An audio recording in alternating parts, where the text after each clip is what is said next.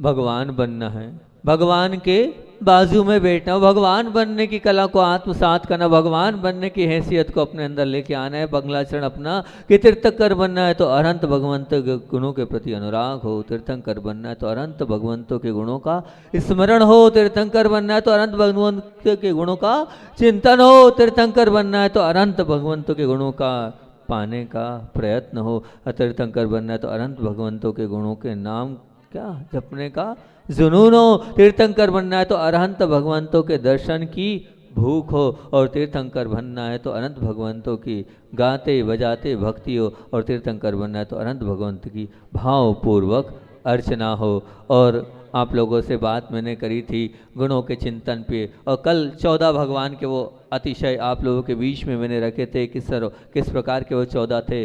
सर्व अर्धमागधी भाषा, पारस्परिक में मैत्री भाव, दशो दिशाओं में निर्मलता, निर्मल आकाश, वर्ष वृक्षों यानी चारों ऋतुओं के फल एक साथ आ जाना, दर्पणवत निर्मल पृथ्वी का हो जाना, मंद मंद और सुगंधित हवा का चलना, भूमि भी कंटक रहित हो जाना, आकाश में क्या होना, जय जयकारा की ध्वनि होना, गंधोदक वृष्टि होना, सभी जीवों को एक परम आनंद का अनुभव होना, स्वर्ण कमलों की रचना होना, धर्म चक्र भी आगे आगे चलना, और अष्टमंगल द्रव्यों के भगवान के आगे आगे बिहार में चलते चले जाते हैं। ये बात ने कर ली थी, गुणों का चिंतन किया, और आज अपन बात करेंगे कि तीर्थंकर बनना है तो अरहंत भगवंतों के गुणों को पाने का प्रयत्न हो। जब तक हम किसी चीज को पाने का प्रयत्न नहीं करते तो बिल्कुल नहीं मिलती। प्रयत्न करने से ही निश्चित मान के चलना ये इंसान भगवान बनता है। जब तक यत्न नहीं होगा तो प्राप्ति होगी कैसी, हो ही नहीं सकती है। प्रयत्न आपको करना पड़ेगा, यत्न आपको करना पड़ेगा, तभी आप भगवान बन सकते हो। हम आपसे पूछते हैं कि आप नौकरी के लिए, आप व्यापार के लिए, आप पढ़ाई आदि के लिए प्रयत्न करते हो, पर भगवान बनने के लिए क्या प्रयत्न किए? अरहंत प्रभु बनने के लिए आपके जीवन में कौन सा ऐसा प्रयत्न है जिस प्रयत्न को आप कह सकते हो कि मेरा ये प्रयत्न भगवान बनाकर मुझे छोड़ेगा? कोई है ऐसी बात आपके जीवन में? कोई ऐसा काम आपके जीवन का जिसके माध्यम से आप बड़े ही हर्ष और उल्लास के साथ, और मैं तो एक ही बात बोलता हूँ, सीना ठोक के कह सकते हो कि ये मेरा काम भगवान बना के रहेगा मुझे?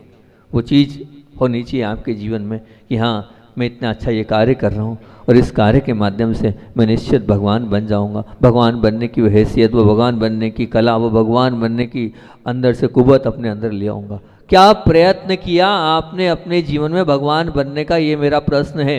और उन प्रयत्नों को आप झांक कर देखो, विचार करो हमारा कितना प्रयत्न है। ध्यान रखना कि नौकरी की तैयारी के लिए जितनी मेहनत आप करते हो उसके मुकाबले तीर्थंकर बनने की तैयारी में आप शायद मेरे ख्याल से थोड़ी बहुत भी नहीं करते होंगे, या व्यापार के लिए जितने थोड़ी बहुत भी नहीं करते होंगे।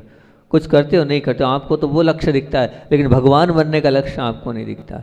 लेकिन बिना प्रयत्न के तो जब थाली में रखा हुआ भोजन भी, सामने रखा हुआ भोजन भी आप नहीं कर सकते हो, तो भला भगवान कैसे बन सकते हो बिना प्रयत्न के? उसके लिए तो आपको अंदर से जागरूक होना ही पड़ेगा।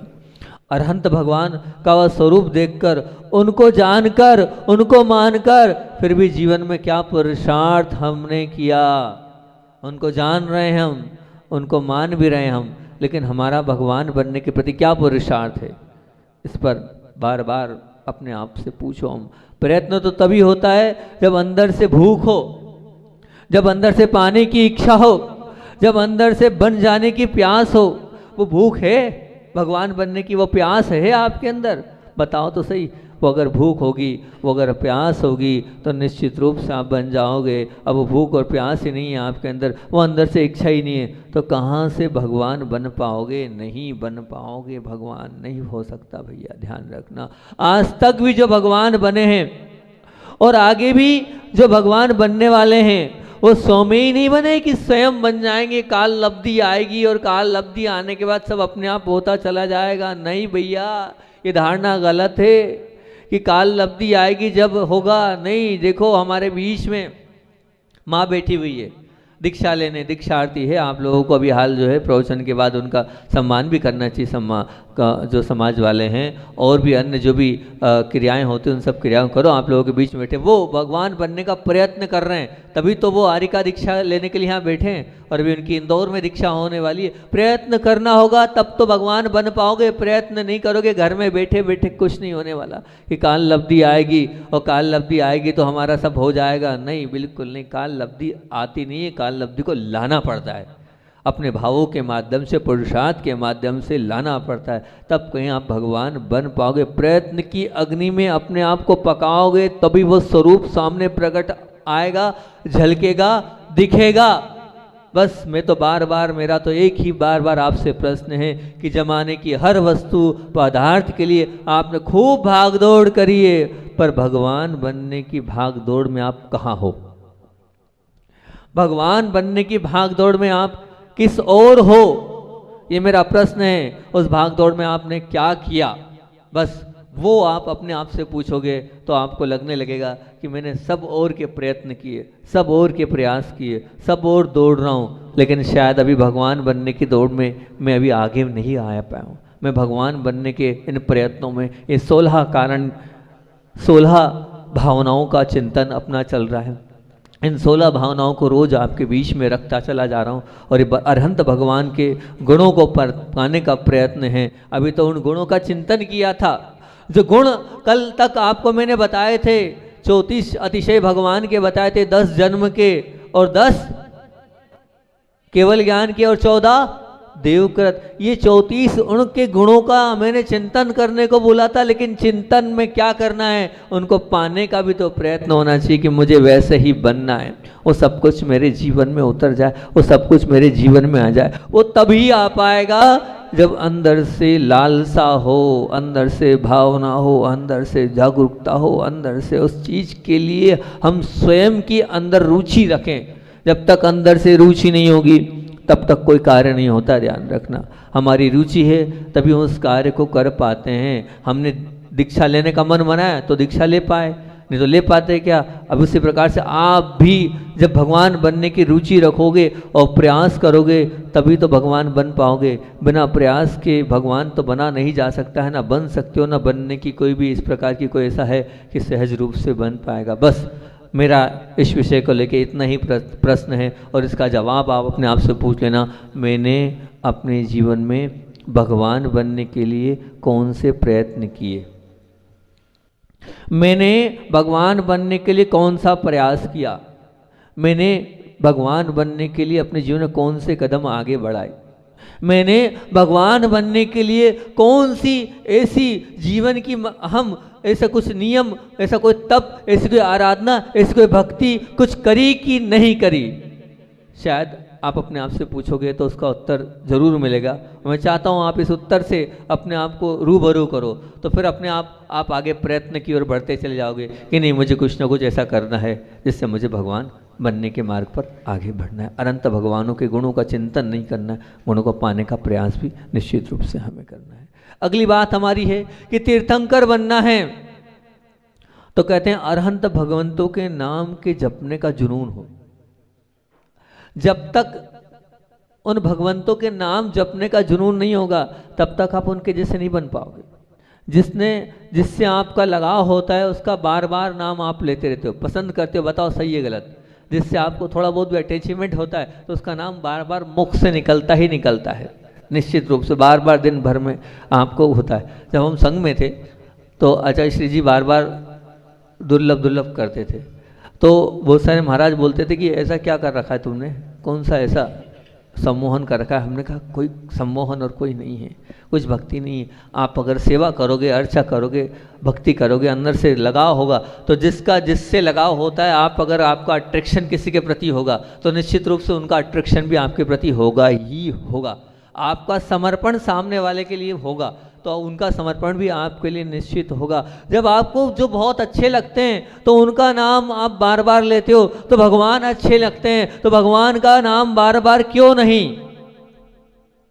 भगवान का नाम भी दिन भर लेना चाहिए ना, भगवान का जप भी दिन भर होना चाहिए ना, भगवान का अगर स्मरण भी दिन भर हो रहा है तो भगवान का नाम भी हमारे लिए दिन भर होना चाहिए। निश्चित रूप से ये मानना, अगर भगवान से सच्चा लगाव है तो उनका नाम आपकी जुबान पर कितनी बार आता है, कितनी बार आता है बताओ। अगर है भगवान से प्रेम है, अगर भगवान से हमारे अंदर की अगर लगता है कि जुड़ाव है, तो भगवान का नाम दिन भर में हम कितनी बार लेते हैं। आचार्य श्री के पास जब भी कोई जाता था कि आचार्य श्री जी हमारे बालक का नाम रख दो, हमारी बालिका का नाम रख दो, तो आचार्य श्री जी हमेशा बताते थे कि तीर्थंकरों या महापुरुषों के नाम से अपने बच्चों का नाम रखो। देख लो आप, उनके घर में भी शांतिनाथ जो नाम है वो कैसे हैं, किस प्रकार से हैं, अनंतनाथ, शांतिनाथ, और उनके जो महावीर, ये सब नाम उन्होंने रखे, इसी की परंपरा है कि सब वो इसी प्रकार के मरु देवी, ये जो नाम दिए वो मतलब बहनों के, और जो शांता, स्वर्णा, आप देख लो ये जो नाम है क्या है, ये वो उनका आचार्य जी कहना था कि नाम उनका हमारे पूजनीय अभिवंदनीय जो वंदनीय होते हैं, उनका अगर हम नाम लेंगे, नाम रखेंगे, कुछ गुण तो आएंगे। भले ही वो नाम निक्षेप से रखा, लेकिन नाम लेने वाले के अंदर तो अब कभी कभी हमें भी लगता है हमारा नाम ये रखा है तो अपने को कुछ ऐसे ही करना है, तब तो गुरु जी का नाम दिया है तो सार्थक करो, दिया है तो कुछ ऐसा करके बताओ, तब तो लगे हमारे गुरु ने हमें नाम दिया है तो उसकी सार्थकता हो। तो निश्चित रूप से कुछ नाम आता है तो जैसा बोलते हैं ना, ये शांति शांति शांति शांति शांति, शांति बाई जी भले शांति नहीं कर पा रही हैं, लेकिन अगर बार बार बोला जाता है तो निश्चित रूप से वो शांति आ जाती है। अब वो इसीलिए आचार्य जी नाम मेरे हिसाब से इसलिए बोलते थे कि हम पूज्य पुरुषों के नाम को रखें, पूज्य पुरुषों को करें। एक बार एक वैष्णव संप्रदाय, ये सब एक बार बताया तो फिर बता रहा हूँ, एक वैष्णव संप्रदाय के साधु अमरकंटक में, क्योंकि पूज्य गुरुदेव जब अमरकंटक पहुँचे थे तो सबसे बड़ी तो यही आश्चर्य की बात थी कि इतनी ठंड, यहाँ हम कपड़े में नहीं रह पा रहे हैं, और ये इतनी ठंड में दिसंबर और जनवरी में किस में रह रहे हैं, तो बोले बिना कपड़े के रह रहे हैं और पाटे पे सो रहे हैं। सबको बड़ा आश्चर्य था, और इस आश्चर्य में सब लोग जो वहाँ के चारों तरफ बड़े बड़े आश्रम हैं, बड़े बड़े आश्रमों के बीच से वो बाबा लोग दर्शन करने आते थे। उनके साथ एक बाबा जी आए, हम वहीं बैठे थे पास में ही, और उनके साथ दो उनके और छोटे छोटे शिष्य साथ में आए। तो आचार्य श्री से बड़ी आध्यात्मिक चर्चा उनकी चल रही थी, मन क्या होता है, आत्मा क्या होती है, चर्चा बड़ी ऐसी थी कि जो ऊंचे लेवल की थी। हमें भी कुछ कुछ सब चीज़ें तो उनकी समझ में नहीं आ रही थी, क्योंकि ब्रह्मचारी थे, ब्रह्मचारी अवस्था की बात है, और बिल्कुल समझ में नहीं आ रहा था। अब उस वक्त वो सब कुछ देख रहे थे, वो आचार्य श्री को कम और कमरे को, पाटे को, दरवाजे को, इस सब चीज़ को उनको लग रहा था सही है कि नहीं है, कहाँ रहते हैं। उन्होंने पहले ही पूछा था कि यहीं सोते हैं कहीं, ऐसा तो नहीं अंदर चल जाते हैं, अंदर कोई व्यवस्था तो है नहीं, ऐसे ही रहते हैं नहीं रहते हैं। फिर उसके बाद आचार्य श्री जी की दृष्टि गई, वो अभी प्रकरण जिस चीज़ का वो बता रहा हूँ, नाम की बात चल रही। एक महाराज जी मतलब उनके जो साथ आए थे, उनके जो शिष्य, वो शिष्य जो एक थैली लिए हुए थे, और थैली ऐसी टंगी थी, और थैली के अंदर माला थी, और माला ऐसी चले जा रही थी, ऐसी चले जा रही थी यूं यूं। तो आचार्य श्री ने सहज रूप से पूछ लिया, ये क्या चल रहा है? बोले नाम साधना चल रही है। बोले नाम? बोले हमारे यहाँ जब प्रवेश होता, अभी नए नए आए हैं ये हमारे गुरुकुल में, तो बोले हमारे यहाँ ये आए हैं तो हम नाम साधना देते हैं। बोले क्यों? बोले नाम साधना करके हम किसी एक मंत्र को जो है, इनका वो गुरु मंत्र कहलाता है, बस वही इनके जीवन की सार्थकता कराने वाला है, वो इनके जीवन को बढ़ाएगा। तो लाखों करोड़ों जाप हम नाम मंत्र के देते हैं, एक ही नाम पर बार बार बार बार बार बार उसको ऐसा कर लो कि वो नाम जब आप स्मरण करो तो अपने आप देवी शक्तियाँ आपके चारों ओर आ जाएँ और आपके लिए मदद के लिए तैयार हो जाएँ। तो बोले इनकी नाम साधना चल रही है। तो आचार्य श्री बड़े प्रसन्न, बोले हाँ हमारे यहाँ भी पदस्थ ध्यान है। वो शब्द गुरु जी का याद है? बोले हाँ हमारे यहाँ भी ज्ञानार्णव में पदस्थ ध्यान है, पदों का ध्यान किया जाता है और पदों का उच्चारण बार बार किया जाता है। आपके यहाँ इसको नाम साधना बोलते हैं और हमारे यहाँ इसको पदस्थ ध्यान बोलते हैं। बोले हमारे भी मंत्रों का महत्व है और उच्चारण है। तो उस चीज़ को वो जो था उसको बड़े अच्छे से उस चीज़ को बोले बहुत अच्छा है पूरे समय। बोले हाँ बस सिर्फ ये जब भोजन करते हैं तब छोड़ते हैं, और बोले जब सोते हैं तब छोड़ते हैं, बाकी फुल टाइम सिर्फ कोई काम नहीं, पढ़ना कोई पढ़ना नहीं, लिखना कोई लिखना नहीं, और कुछ भी नहीं। अभी 6 महीने इनको सिर्फ नाम साधना करनी है, सिर्फ नाम ही नाम, और कुछ नहीं, राम राम राम, जो भी उनका मंत्र होगा, मतलब मैं तो बता रहा हूँ, मुझे नहीं पता कौन सा मंत्र था उनका। और जैसे राम राम राम राम राम राम राम राम राम राम राम राम राम राम राम राम राम, ऐसे ही ऐसा चलता चलता है। तो वो मुझे ऐसा लगा कि बार बार वो करते होंगे, तो इस प्रकार की ताकत उन शब्दों में आती होगी और अपने अंदर ऐसी ऊर्जा आ जाती होगी, वो राम बोलते होंगे और उनका काम हो जाता होगा, ऐसी कुछ वो उनके अंदर होगी। तो ऐसी नाम साधना कहलाती है। तो मैं यही तो बोल रहा हूँ कि अगर आपके प्रिय भगवान हैं तो आपको भी ऐसी नाम साधना करनी चाहिए। इसको हम पदस्थ ध्यान कहते हैं। कितनी बार आप इस प्रकार से नाम साधना कर रहे हो। इस प्रकार से नाम साधना के लिए तो हमने आपको बताया है कि आप तो सबसे बढ़िया है कि नाम साधना अगर करनी ही है तो वो नाम साधना के लिए काउंटिंग वास दी है आपको।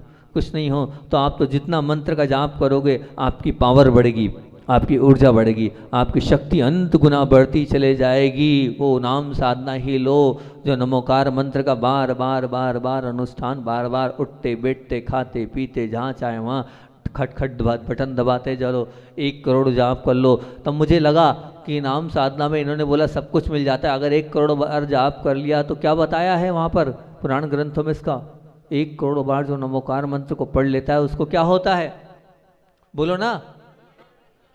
भगवान बनने की कुवत उसके अंदर आती, भगवान बनने की हैसियत उसके अंदर आती। जो 1 करोड़ बार महामंत्र नमोकार मंत्र का जाप करता है वो संसार के सब प्रकार की बाधाओं से ऊपर उठकर वो भगवान के बाजू में बैठने की ताकत रखता है, भगवान के बाजू में ही बैठने की हैसियत उसके अंदर आ जाती। तो जब बोले हर बार का नाम था, अभी तक के नाम की कॉपी हो रही थी, हमारा जो है वो हर बार चतुर्मास रहता तो उस नाम की बहुत सारे लोगों ने कॉपी कर ली थी। तो ना आप उसको चेंज करो और नाम इस बार प्रथम बार भाषा में आपके यहाँ विद्या शरणम पावन वर्षा योग 2024 यहाँ लिखाइएगा। इस प्रकार से ये नया नाम दिया हैगा। हाँ अब 25 नहीं, आप तो पूरा जीवन भर का लिख दो, हमें क्या करना। हम हो चाहे नहीं हो, लेकिन हम हो चाहे नहीं, उससे क्या मतलब। अब भाषा तो हो ही गया हमारा, हो गया नहीं हुआ है, हो गया ना, तो हो गया है। तो निश्चित रूप से अब उस बहाने बार बार गुरु जी का स्मरण हो जाता है, गुरु जी की यादें आ जाती है। तो हम वो नाम रखें जिसके माध्यम से हमारे पूज्य पुरुष का और जो हम जिनको आराध्य मानते हैं उनकी बार बार याद आती चली जाए, उनका स्मरण होता चला जाए, उनके लिए हमारा समर्पण होता चला जाए और हमें भी बहुमान होता है कि हमने उनका नाम लिखा। और हमें एक बार हमने एक भाई से बोला, मैंने ये क्या कर रहे हो भैया तुम, फिर तुम्हारी छाप पड़ जाएगी। उन्होंने कहा तुम्हारी छाप पड़ जाएगी। बोले छाप में क्या दिक्कत है, सीना ठोक के बोलते हैं कि हम हैं, थे और रहेंगे, उसमें क्या दिक्कत है, हम उसमें कोई नहीं। मैंने कहा ऐसा ठीक नहीं है, एकदम समझो बात को आप। बोले नहीं समझना महाराज जी, वो आपकी समझ की बात नहीं, हमारी समझ की बात है। आपके समझ की बात नहीं, हमारी समझ की बात है। आपको इस विषय में नहीं बोलना चाहिए, आपका काम नहीं है, ये हमारा काम है। हमने ठीक है, इतनी दादागिरी कर रहे हैं। तो ये समर्पण और भक्ति जहाँ होती, जहाँ आस्था होती है, वहाँ पर अपने आप सहज रूप से वो भाव निकलते हैं और उस भाव के माध्यम से वो अपने आप सब करता चला जाता है। तो अब ध्यान रखना, अपने मकानों पर, अपनी दुकानों पर, अपने वाहनों पर, है ना, और भी कहीं जहाँ भी ऐसा लगता है तो कम से कम हम किसका नाम लिखें, अपने प्रभु का और अपने गुरु का। अब हितेश एक दिन आया, बहुत बड़ा एक मॉल खोल रहा था, मॉल खोल रहा था, तो उसने कहा महाराज जी नाम दो। तो हमने कहा नाम दे, नाम दे। पहला नाम हमने दिया था, पहले सबसे पहले उन्होंने हमसे, तो हमने वर्धमान दिया था भगवान। मैंने कहा अच्छा शी वही नाम देते हैं। दूसरा बोले नहीं वो GST वाला मामला है, उस पर नहीं कर सकते हम, एक साथ दूसरी फाइल बनानी, दूसरा नाम दो। तो हमने उसको हितेश को ही नाम, चंदा प्रभु, हमने चंदा प्रभु नाम दिया। मैंने चंदा प्रभु रखो आप, भगवान के नाम रखना चाहिए, क्या बात है, अच्छा है ना। आचार्य श्री जी आप ये बताओ, एक बार जो है बीना बारा में हम लोग बैठे थे, तो एक सज्जन अजैन व्यक्ति आया और अजैन व्यक्ति ने ये वाला प्रश्न आचार्य श्री जी से कहा। बोले आचार्य श्री जी आपके पास इतनी धन है, इतना दौलत है, इतना सब नाम है। तो आचार्य श्री ने कहा भैया धन दौलत कहाँ, हमारे पास तो पीछी और कमंडल, उसके अलावा कुछ नहीं। अच्छा झूठ बोलते हो, आपके नाम पे अजैन था, आपके नाम पे इतनी सारी गाड़ियाँ चलती, जिस गाड़ी पे देखो उस गाड़ी ज्ञान के सागर। बोले जहाँ देखता हूँ उस ट्रक पे, जहाँ देखता हूँ उस बस पे ये लिखा रहता है, जहाँ देखो कॉलोनियों के नाम देखता हूँ तो वो आपका कितना % रहता है उसमें। अच्छा इसलिए पूछ कर बोले % थोड़ी, वो तो पूरा ही हमारा रहता है, जब नाम हमारा तो पूरा हमारा ही है, क्यों चिंता कर रहे हो।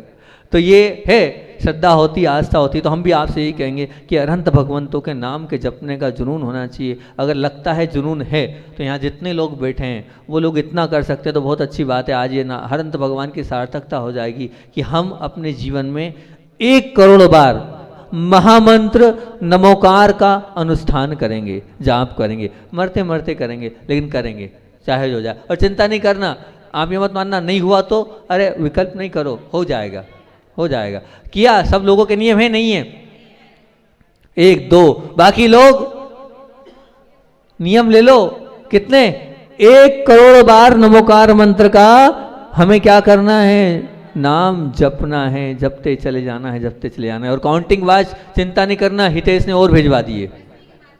हाँ सब ले लो, हम तो 1 करोड़ का नियम लो और लो। हितेश देखे गया, अभी पिछली बार पूरा और आ गया हमारे पास, खत्म हो गई थी तो हमने और बुलवा ली। कोई चिंता की बात नहीं है, आप तो लो। पर है फैक्ट्री खुली अपने पास तो कोई चिंता की कोई बात नहीं, आप तो आ गया। पर करना है अपने को, भगवान का जुनून आपके अंदर होना चाहिए, भगवान के नाम का जुनून आपके अंदर होना चाहिए। बहुत अच्छी बात होगी। और अब अगली बात बोलना है हमें, 6वें नंबर पर अपना बिंदु बनाया था अपन ने, बहुत बहुत सुंदर बिंदु है। अब आज तो पूरा नहीं हो पाएगा, प्रयास करता हूँ इसको पूरा करने का, कि तीर्थंकर बनना है तो अरहंत भगवंतों के दर्शन की भूख हो। क्या हो? अरहंत भगवंत के दर्शन की भूख हो। भूख से तात्पर्य क्या होता है? जिसको हम चाहते हैं उसको प्रत्यक्ष मिलने की इच्छा होती है कि नहीं? बताओ, होती है ना? बताओ ना। हम चाहते हैं उससे प्रत्यक्ष मिलने, डायरेक्ट मिलने। एक बार एक जो है पिता ने शिकायत की एक बच्चे के लिए। सुनना, शिकायत क्या करी? बोले महाराज जी ये दर्शन करने नहीं जाता मंदिर में। तो पूछा भाई क्यों भाई, क्या बात है? अरे महाराज भगवान मेरे हृदय में है तो काय को मंदिर जाना, जब मेरे पास ही भगवान है और हर घट घट में आत्मा, हर घट घट भगवान है। बहुत अच्छी बात है। फिर उससे भी एक प्रति प्रश्न पूछ लिया, अच्छा जो तुम जिसको लाइक करते हो, जिसको पसंद करते हो, उससे मिलने जाते हो कि नहीं, होटल में या बगीचे में? जिसको तुम चाहते हो, पसंद करते हो, उससे होटल में मिलने जाते हो कि नहीं, या कहीं मिलने बगीचे वगैरह में कहीं और कहीं मिलने जाते हो कि नहीं? तो चुप हो गया। क्यों? अरे वो भी तो हृदय में होंगे, उनको नहीं चाहते क्या? बोले नहीं महाराज जी ऐसा है वैसा है। तो भैया जब उनसे मिलने जाते हो तो भगवान से भी तो मिलने जाओ ना। भगवान से मिलने क्यों नहीं जा रहे हो? भगवान के पास भी तो जाना चाहिए। पर भगवान के पास जाने की इच्छा नहीं है। अभी हाल भगवान के दर्शन करने की आपके अंदर क्या इच्छा नहीं है ना, मतलब भूख नहीं है आपकी। भूख होती है तो अपने आप वहाँ पहुँच जाओगे और भगवान के दर्शन हो जाएंगे। अरहंत भगवान के दर्शन से उनकी वीतरागता, उनकी पसंद, वो शांत मुद्रा से दर्शन अपने आप करने से चित्त शांत हो जाता है। बस हम अच्छे से दर्शन नहीं करते, हृदय गदगद हो जाता है, मन के विकार क्षण भर में सब लुप्त हो जाते हैं। ऐसा लगता है जैसे भगवान की वो शांत मुद्रा मुझे भी शांत मुद्रा बनाने का उपदेश दे रही है। लेकिन हम दर्शन कहाँ कर रहे हैं? हमारे अंदर वो दर्शन की भूख ही नहीं है। अब वो दर्शन जैसे होनी चाहिए वैसे हम दर्शन कर ही नहीं पा रहे हैं। वो भगवान जो नासाग्र दृष्टि बैठे हैं, नासा दृष्टि बैठते हैं, और वो नासा दृष्टि बैठे बैठे ये संदेश दे रहे हैं कि जैसे मैं अपने आप में लीन हूँ, बस तू भी भैया ऐसे ही लीन हो जा। उनकी उस नासा दृष्टि को देखकर वो भाव आपके अंदर आने चाहिए, उमड़ने चाहिए, तब तो कोई बात होगी, नहीं तो क्या मतलब निकलेगा। कहते हैं वो भक्ति मुझे बहुत अच्छी लगती है, बचपन से उस भक्ति को मैंने याद किया है और बार बार गुनगुनाता हूँ जब भी अच्छा लगता है तब। ऐसा नहीं कि मैं भगवान के दर्शन करने जाता हूँ तभी इस भक्ति को गुनगुनाता हूँ, मेरी फेवरेट भक्ति है। कुछ चीज़ें मुझे बहुत अच्छी लगती है, उसमें ये मेरी आइडियल भक्ति है जिसको बहुत अच्छा मैं मानता हूँ। जब मन भी अप्रशस्त होता है तब भी इस भक्ति को याद कर लेता हूँ। मन हतोत्साहित होता है या मन को ऐसा लगता है कि आज अच्छा सा नहीं लग रहा है, तब मैं इस भक्ति को याद करता हूँ। आप लोग भी अपनी आइडियल बना सकते हैं, मेरी आइडियल भक्ति है। प्रभु पतित पावन में अपावन चरण आयो शरण जी, यो विरद आप निहार स्वामी मेट जावन मरण जी। क्या बात बोली है। एक एक लाइन इस भक्ति की इतनी इतनी ऐसी है कि इसमें अगर हम घुस जाएं, इसमें हम लग जाएं तो ऐसा लगता है इसी में रम जाए। प्रभु पतित पावन मैं अपावन है। भगवान मैं कैसा हूँ? मैं तो पापी हूँ, लेकिन आपके दर्शन कर रहा हूँ तो क्या हो जाऊँगा? पावन बन जाऊंगा। प्रतित पावन में अपावन, चरण आयो शरण, आपके चरण आया हूँ और आपकी शरण आया हूँ, फिर क्या हो जाएगा? क्या हो जाएगा, चरण आयो शरण जी, यो विरद आप निहार स्वामी मेट जावन मरण जी। मतलब आपको निहारने भर से, आपको देखने भर से मेरा जन्म मरण समाप्त हो सकता है। वो ताकत है आपके अंदर, वो शक्ति है आपके अंदर। जब हम इनकी लाइनों पर जाएंगे और बहुत अच्छे से भावपूर्वक इसका अगर हम वाचन करेंगे तो निश्चित रूप से गदगद हृदय हो जाता है कि हे भगवान, क्या ताकत है आपके अंदर, क्या शक्ति है आपके अंदर कि मैं आपको देखूंगा और आपके देखने भर से मेरी ये जन्म मरण की संतति समाप्त हो जाएगी, ये जन्म मरण की प्रक्रिया मेरे प्रक्रिया पर बेन लग जाएगा।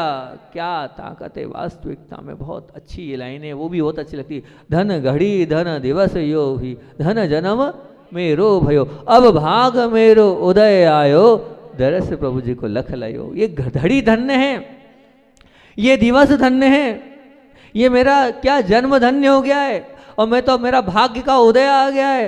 क्या आपके दर्शन कर रहा हूँ भैया, आपके दर्शन करने के बाद सब कुछ मुझे क्या नहीं मिला, सब कुछ मिल गया। जो कुछ मिलना था वो सब कुछ मिल गया। मिट गयो तिमिर में ख्यात मेरो, उदय रवि आतम भयो, महुर हरस ऐसो भयो मनु, रंक चिंता मणि लयो, चिंता मणि लयो। मैं तो क्या हूँ, कैसा हूँ, मनु रंक, वो रंक हूँ, भिखारी हूँ। लेकिन क्या हो रहा हैगा, ऐसा भिखारी होने के बाद भी उस भिखारी को जैसे चिंतामणि रत्न मिल जाता है, उस चिंतामणि रत्न मुझे मिल गया है। और उस चिंतामणि रत्न, उस फकीर को वो चिंतामणि रत्न मिल जाता है, जो चाहिए वो मिल जाता है। बस वो सब कुछ आपके चरणों में, आपके उसमें मिलता चला जाता है। इस पर और आगे चर्चा करूंगा, उधर से संकेत हो गया है, समय हो रहा है। तो अब चलते हैं अपन और आचार्य भगवान की बात पहले कर लेता हूँ 2 मिनट में, फिर उसके बाद इसको कल, इस लाइनों को कल और अच्छे से बता दूंगा। अभी हाल मन नहीं भरा बताने का, कल और बता दूंगा। आचार्य भगवान की बात चल रही है, 6 जुलाई तक बात हो चुकी थी,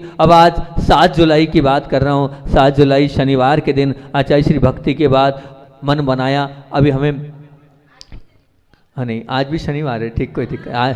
हाँ, तो 7 जुलाई को पेंड्रा चलने का मन बनाया कि अब यहाँ से काम हो गया, पेंड्रा चलना है। क्योंकि जो गाय और जो आनी थी वहाँ रेलवे स्टेशन से 8 किलोमीटर दूर जो है वहाँ पेंड्रा चलना है। ये गौरेला में रेलवे स्टेशन अलग है और पेंड्रा अलग है, तो वहाँ से 8 किलोमीटर पेंड्रा की ओर जाना है। और फिर धीरे धीरे करके सुबह बिहार हुआ, धीरे धीरे चलते हुए एक एक कदम चलते गए और चल के पेंड्रा में गए और पेंड्रा में भगवान के दर्शन किए। दर्शन करने के पश्चात वहीं पर जैन बस वालों के घर ही रुके, आगे नहीं पहुँच पा रहे थे, वहीं से निकले और निकलते ही आहारचर्या हुई। वही स्थिति रही कि आचार्य महाराज के आहार नहीं हो पाए और सब लोगों को चिंता रही कि इतना इलाज करने के बाद कुछ नहीं हो रहा है। स्थानीय वैद्य को बुलाया, वैद्य ने देखा, देखने के बाद उनसे पूछा कि आखिर है क्या, ये तो बता दो, हम लोग समझ नहीं पा रहे, ऐसे लाल लाल फुंसियाँ हो गई है और इतना कष्ट, इतनी पीड़ा, इतना दर्द, चलते भी नहीं बन रहा है और इतनी जलन हो रही है। तो उन्होंने कहा मुझे ऐसा लगता है ये हर्पीस है, हमें ऐसा लगता है ये हर्पीस जैसी बीमारी है। और अब हर्पीस जैसी बीमारी है तो सब बड़े बड़े महाराज बैठ गए, योग सागर जी, समय सागर जी, अभय सागर जी, क्या किया जाए, वो तकलीफ तो बहुत है। तो फिर कहा सुशील जी वैद्य जयपुर, उनको बुलाना चाहिए। फिर तैयारी में रहे, सब लोग खबर करे कि भैया उनको बुलाया जाए। फिर कहा कि एक काम करते हैं, बिलासपुर में जो विशेषज्ञ स्किन उनको भी बुला लिया जाए ताकि क्लियर हो जाएगा, एलोपैथी वाले जो हैं वो भी जानते। तो फिर उधर भी खबर हुई, खबर होने के बाद फ़ोन पहुंचा कि होता है, देते हैं। अब दिन भर जैसे तैसे गुरुजी ने किया और जब रात को रात्रि विश्राम की बात हुई तो रात्रि में भी जो प्रसाद सागर जी और पुराण सागर जी आचार्य महाराज के कमरे में रहे। और फिर आचार्य श्री जी लेटे तो थे लेकिन एक महाराज जी उनके साथ रहे। क्यों? क्योंकि आचार्य श्री हो ये रहा था, जलन और दर्द के कारण वो उठते थे फिर बैठ जाते थे, उठते थे और फिर बैठ जाते थे। ऐसी पूरी रात उन्होंने पूरी उस समय पूरी निकाली, दर्द और पीड़ा और कष्ट के साथ। एक महाराज जी पूरा उनके जो पैर हैं वो सहलाते रहते थे। वो कभी कभी दर्द के मारे कहते थे कि रात में कभी खड़े नहीं हुए, पर कष्ट ऐसा होता था कि उठने बैठने के बाद हल्का सा उनको खड़े भी होना पड़ता था। और उसी पाटे पर नीचे तो नहीं उतरे वो, लेकिन वहीं के वहीं वो खड़े भी हो जाते थे। ऐसी पीड़ा और ऐसा कष्ट उस दिन पूरी रात उनको रहा। अब 8 जुलाई को क्या होता है उसकी बात कल करेंगे। बोलिए आचार्य विद्यासागर जी महामुनि राज की जय।